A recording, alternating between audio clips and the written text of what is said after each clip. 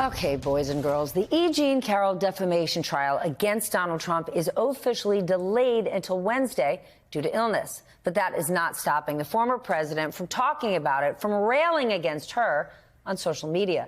Donald Trump attacked Carroll and the trial in 42 separate posts and counting. And last night on the campaign trail in New Hampshire, he told rallygoers that her story was, quote, fabricated. Now remember, the judge already ruled that Donald Trump is liable for defamation, and yet he keeps on doing it. I need an explanation. So let's bring in Christy Greenberg, former SDNY Criminal Division Deputy Chief and former federal prosecutor.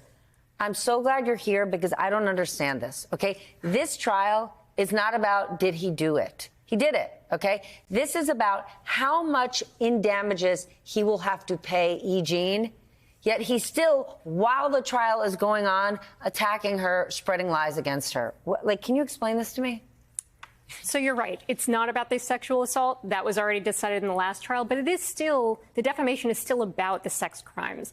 I was a sex crimes prosecutor for many years, and I've seen defendants in these kinds of cases, and they want to control the narrative desperately. They don't want a jury or the public to sympathize with the victim or really hear their story. He wants to play the victim. He's the person who wants to say that he's just defending himself against her allegations. Meanwhile, he's the one attacking her. You're not hearing from her at all. You know, he's also going to argue, he's been arguing that she wasn't really harmed here because she wants the attention. She craves the attention, which is just ludicrous because he's the one doing the press conferences. Alina Habba is spending more time on Fox than she is in a courtroom.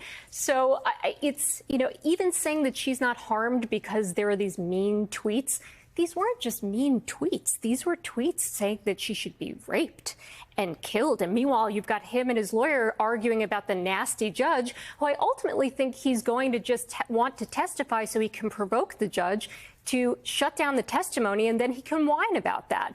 So at the end of the day, I think this is more about what's going on in the court of a public opinion than it is about that courtroom. And I think the punitive damages are going to skyrocket. The jury is going to hate this. Okay, but that's the court of public opinion is the other thing I want to ask you about, because in these other charges where Trump is now trying to claim immunity, he knows it's a long shot. His lawyers know it's a long shot, but he continues to go on and on constantly that he has immunity as the president. Is he doing this because he just wants to sort of fire up his grievance-powered base and get them so over-the-top angry when and if the ruling goes against him?